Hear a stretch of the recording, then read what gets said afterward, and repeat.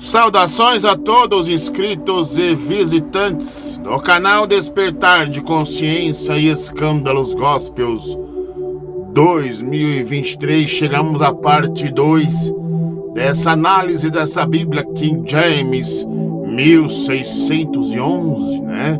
E na parte 2 nós vamos analisar aí os pontos negativos dela, tá? Mas calma lá, eu não vou falar mal da Bíblia não, gente, tá? Qual é o ponto negativo dessa Bíblia de estudo emissário, né? O ponto negativo que vamos analisar é simplesmente a crença cristã de eles pegar Jesus e colocar tudo lá no Antigo Testamento, né? Da mesma forma que fazem os católicos quando querem provar Maria e joga lá nos Salmos, no Gênesis, etc, etc. Tudo não passa de simples fé, né? Simples fé. E como os livros que eles se baseiam é tudo Antigo Testamento, Salmos principalmente, então a gente vai analisar 3 ou 4 versículos de Salmos, entendeu? Que a cristandade acredita que fala de Jesus, e 3 versículos ali, ou capítulos do livro de Isaías, né? Especialmente na parte 3, na parte 3 nós vamos fazer uma análise perspicaz de Isaías 53. Será que realmente fala de Jesus, gente? Será mesmo? Os cristãos, os evangélicos, né? Eles gostam, Isaías 53 fala tal do servo, né? Jesus e tal, né? Nós vamos quebrar esses paradigmas aí, gente, tá ok? É um capítulo só inteirinho, só de Salmo, aliás, de Isaías, né, gente? Porque uma coisa eu digo pra vocês: basta apenas um erro para invalidar uma crença inteira, né? Porque as pessoas simplesmente elas se baseiam pela fé, né? Mas não sabem o significado real dos Salmos, não sabem o significado de Isaías 53. Emissário Cristo não vai explicar para vocês tudinho.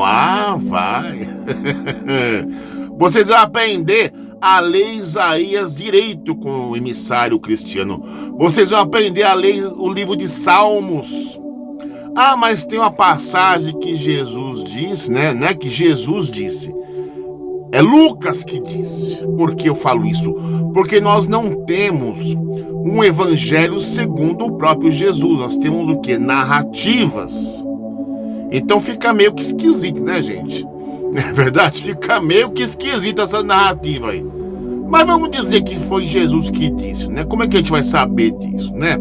Tem uma passagem no livro de Lucas, capítulo 24 ali, que Lucas disse, que talvez Jesus disse, né? Vamos dar uma olhadinha. Está aí a passagem, Lucas capítulo 24, verso 44 em diante. Com o texto, Jesus esclarece as escrituras. Mas quem diz esse evangelho aqui é Lucas, tá, gente? Não é Jesus, porque nós não temos o evangelho segundo Jesus Cristo, correto? Baseado na King James atualizada, correto? E o seguinte: em seguida, Jesus lhe explicou: são estas as palavras que eu vos ensinei quando ainda estava entre vós. Era necessário que se cumprisse tudo o que ao meu respeito está escrito na lei de Moisés, nos profetas e nos salmos. Tá vendo? Como que funciona as coisas aqui, gente? Então aqui Maria não fala que está nos salmos. Maria não está, no caso dos católicos, né? Porque os católicos eles gostam de pegar textos isolados lá do livro de Salmo e quem enfia Maria do que jeito, né? Pega lá Gênesis, pisa na cabeça da serpente, né? Maria passa na frente, pisa na cabeça da serpente, pega a passagem lá de Bereshit, que é o Gênesis. Então essas referências aqui, por exemplo, quando é citado Moisés, quer dizer o quê? Tá lá no Pentateuco, né? Os livros de Moisés, né? nos profetas, no Tanar, né, e nos Salmos. Aí vai o quê? O pessoal vai lá nos Salmos e vê algumas coisas ali que parecem que falam de Jesus, né? Por assim dizer, 90% daquilo que você lê em Salmos está falando de Jesus, gente. 90% que você lê lá em Isaías está falando de Jesus. Não tem para onde correr. Ah, tem onde para correr sim. Vamos ler o restante aqui? Então se lhe abriu o entendimento para que pudessem compreender as Escrituras. Eles afirmou, está escrito que o Cristo haveria de padecer e ressuscitar dos mortos no terceiro dia, e que em seu nome seria pregado o arrependimento para o perdão de pecados de todas as nações, começando por Jerusalém. E vós sois testemunhas desses fatos, e eis que eu sobre vós envio promessa do meu Pai. Contudo, permanecei na cidade, até que sejais revestidos do poder do alto, né? Então, o que a gente vai fazer aqui? Né? Prestem atenção o que eu vou estar fazendo aqui. Nós vamos verificar, porque na época que isso aqui foi escrito, gente, não existia internet, não existia enciclopédia, né? Não existia o conhecimento que nós temos hoje, né? Hoje vivemos na era da informação, vivemos na era do conhecimento, né? Então, o que acontece? Nós não vamos se basear simplesmente nas Bíblias cristãs, quer dizer, no Antigo Testamento romano. Nós vamos utilizar o quê? O Tanar judaico. Claro, você vai pegar a Bíblia King James, 1611, ler lá o rodapé, né? Enfim, para você saber discernir a malandragem, desonestidade intelectual dos PhDs da mentira. E como está lá no Tanar. Então basta apenas um erro, uma mentira, para invalidar essa falácia de Cristo no Antigo Testamento. Vocês estão preparadinhos, gente? Entendeu o que eu vou estar fazendo aqui? Vamos pegar ali a Bíblia King James, essa da capa do vídeo aí, tá? Vamos analisar ali 3 ou 4 referências do livro de Salmos. Vamos ler o rodapé, correto? E vamos pegar o Tanar e a gente vai comparar. Você mesmo vai perceber os PHs da mentira na cara dura, né? E aí, quando formos para a parte 3, nós vamos pegar o Isaías 53, nos mínimos detalhes, gente, nos mínimos detalhes. Será que Isaías 53 fala realmente de Jesus? Mas Lucas disse que para que se cumpra o que está escrito no livro de Salmos, dos profetas. Será que Isaías 53 fala de Jesus? Até que ponto Lucas falou a verdade? Porque se Lucas não falou a verdade, eu não posso falar que Jesus mentiu. Quem mentiu foi o tradutor, o Lucas, o escritor, ou os padres, Roma, né? Mas antes da gente começar nosso vídeo, eu lhe convido calorosamente a se inscrever-se no canal. Você que não é inscrito, deixe o seu like, deixe o seu comentário, compartilhe. Aumente o som, pegue a sua melhor Bíblia de estudo, acompanhe comigo, deixe os seus comentários e vem comigo, vem.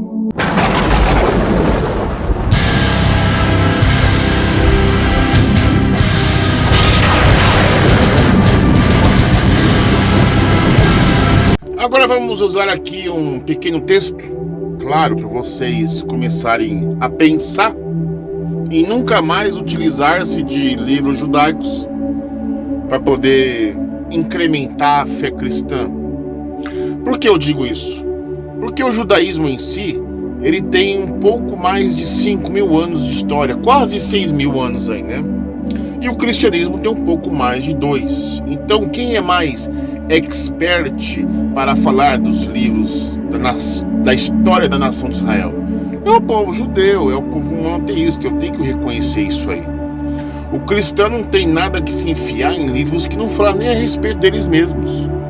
Sabe? É o povo aqui do Brasil Ocidental tentando, sabe, se travestir de Oriente Médio, né? E olha só o que diz aqui. Quando os cristãos tentam desconstruir os livros judaicos, eles estão desconstruindo a própria fé. Por quê? Porque se eles pegam, por exemplo, Isaías 53, para falar que ali fala que profetizou a respeito de Jesus.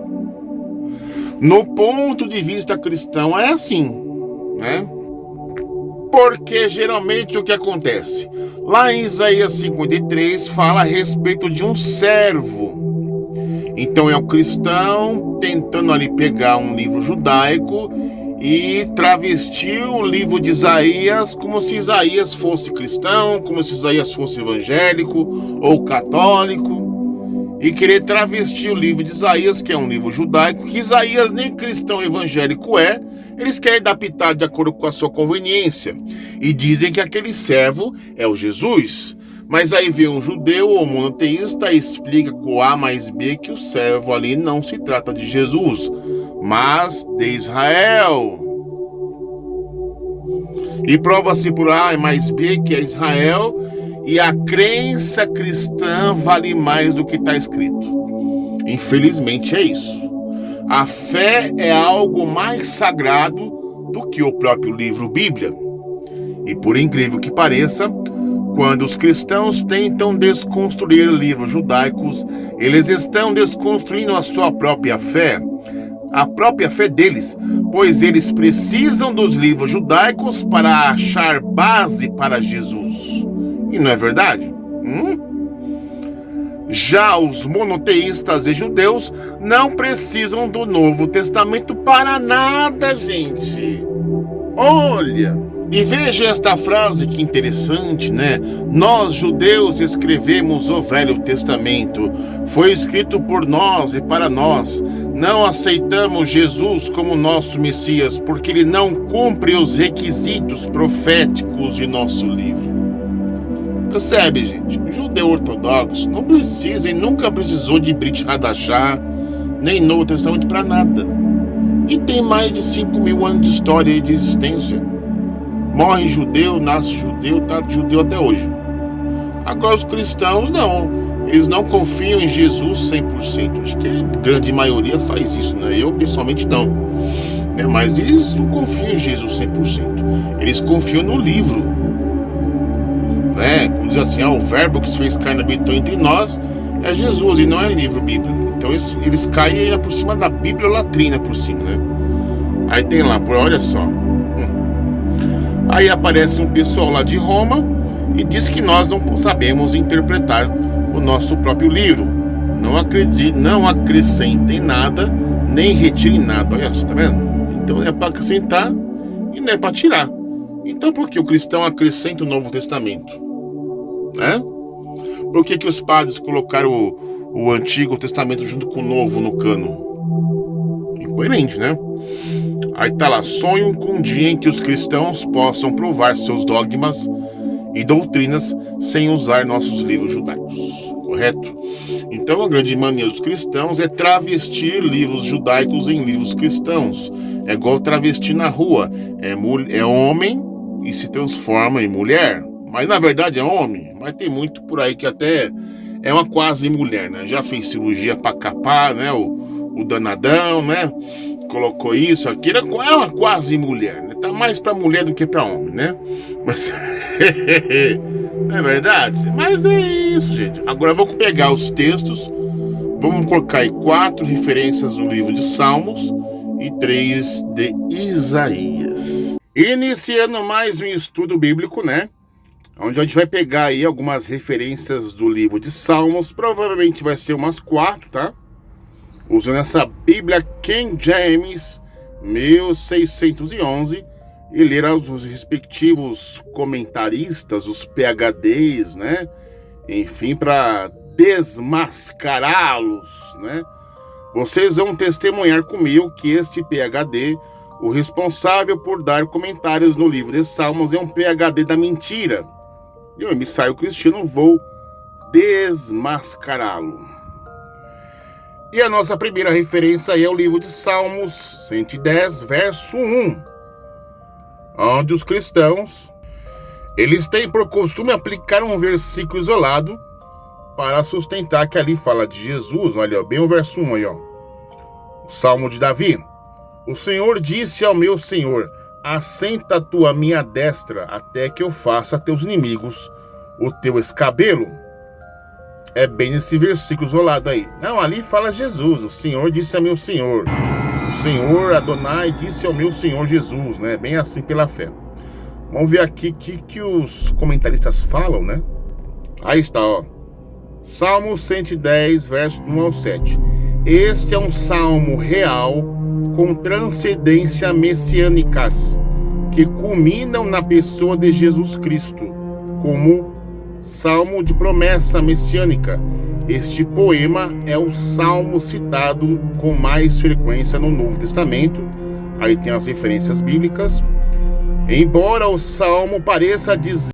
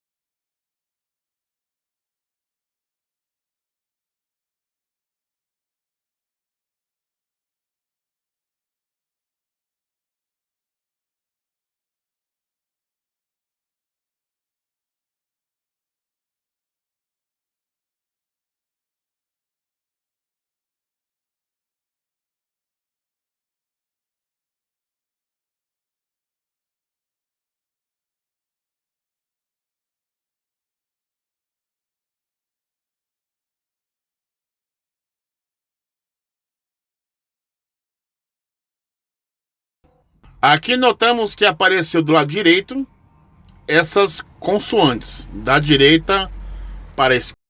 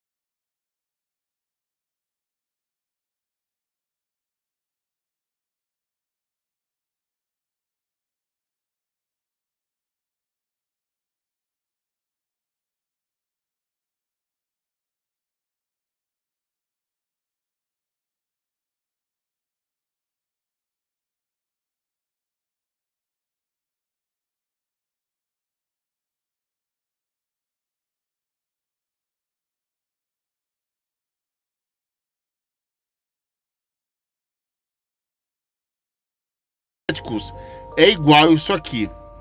Me fala, gente. Vou dar um zoom pra melhorar, ó. Tá vendo? Tem. Isso aqui é igual a isso aqui? Isso aqui é igual a isso aqui? Não é, gente. Meu mestre, Ladone, não é Yeshua e nem Jesus, gente. Contra fatos não existe argumentos. Não adianta eu inventar, fazer malabarismo, tentar fazer gambiarra teológica. Porque eu creio, sabe? As pessoas simplesmente o que fazem? Colocam a sua fé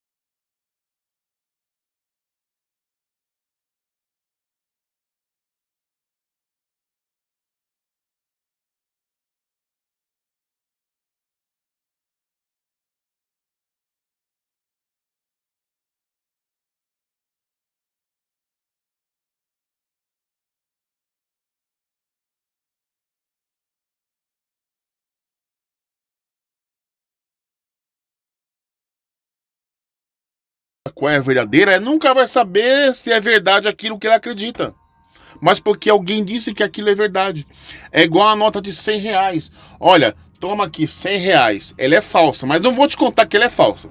Eu vou dizer que ela é verdadeira. E a pessoa acredita que ela é verdadeira. E sai anunciando. Olha, eu tenho a nota de 200 reais verdadeira. Uma nota de 100 reais, tal, mas essa aqui é falsa. Não, mas eu acredito que ela é verdadeira. Não, mas ela é falsa. Eu acredito. Não, na minha opinião ela é verdadeira. Não, na minha opinião ela é falsa. Então como é que a gente vai saber se ela é falsa ou verdadeira? Analisando. A gente tem que pegar o texto em hebraico e mostrar ali como tá. Aí outra coisa, contra fatos não tem argumento. Deu para entender? Agora vamos passar para o outro salmo aí. Bem, agora vamos pegar aí o Salmo 16, né? Um salmo muito famoso, né? No meio da cristandade, né? Essa Bíblia é uma Bíblia King James 1611. E nesse salmo que a maior parte dos cristãos acredita que fala da ressurreição de Jesus, né? É bem nesse textinho aqui, ó. Porque tu não deixarás minha alma no inferno, nem farás com que o teu santo veja a corrupção. Note bem claramente aí, ó, vou dar um zoom aí, é que a palavra santo está em letra maiúscula, dando a entender aquela ênfase que se trata de Jesus. Agora vamos pegar aqui uma outra tradução de Bíblia. Agora vamos pegar essa King James atualizada. Ela não é uma Bíblia de estudo, mas é a mesma tradução da Bíblia King James 1611. E você vai observar um detalhe interessante. O detalhe é esse, ó. Salmo 16, a fidelidade de Deus. Eu vou lá no versículo 10. Tá como aí? Olha lá, palavra santo em letra minúscula. Por que se colocar isso? Porque geralmente na cristandade, quando os cristãos eles colocam nas suas bíblias, né, os criadores de bíblia de estudo aí, eles colocam a palavra Deus com D maiúsculo, né, se refere ao verdadeiro Deus. E o Deus com D minúsculo se refere às divindades falsas. E olha que tá aí, ó, santo com letra minúscula, né? Então, se eu quiser aplicar Jesus aí já não dá, porque tá com santo com S minúsculo. Agora você vai acompanhar comigo a explicação do PhD, onde ele tenta explicar o Salmo 16, verso 10. Aí, ó. Junto com o verso 8, este versículo são citados no Novo Testamento e são explicados com uma referência à ressurreição de Jesus, tá vendo? Baseado em Atos capítulo 2, verso 25 ao 31. Embora em seu contexto original seja possível entender que a terminologia... Deixa eu dar um foco aí para denota livramento da morte. Ela também pode ser usada para descrever a ressurreição dos mortos. A linguagem é ambígua e suficiente para permitir ambas as possibilidades. O uso do Novo Testamento está dentro do âmbito do seu significado. E é, de acordo com Pedro, o significado que Deus planejou em última instância, referindo-se a Cristo. Tá vendo? Então, o próprio PhD, ele admite que não há uma coisa definitiva, né? Se é Cristo ou se refere da ressurreição dos mortos. Nem o PhD sabe. E aqui temos um desenho da Cidade Santa, né? Do templo. Olha só que maravilha, né? Então dá para entender, né? O PhD deixou bem claro aí que não sabe se é ressurreição dos mortos ou se é a ressurreição de Jesus. Mas grande parte da cristandade, eles usam aí o Salmo 16 para dizer que Davi era profeta, enfim, tal, que ele profetizou a ressurreição de Jesus neste texto lá. Tá vendo aqui, ó?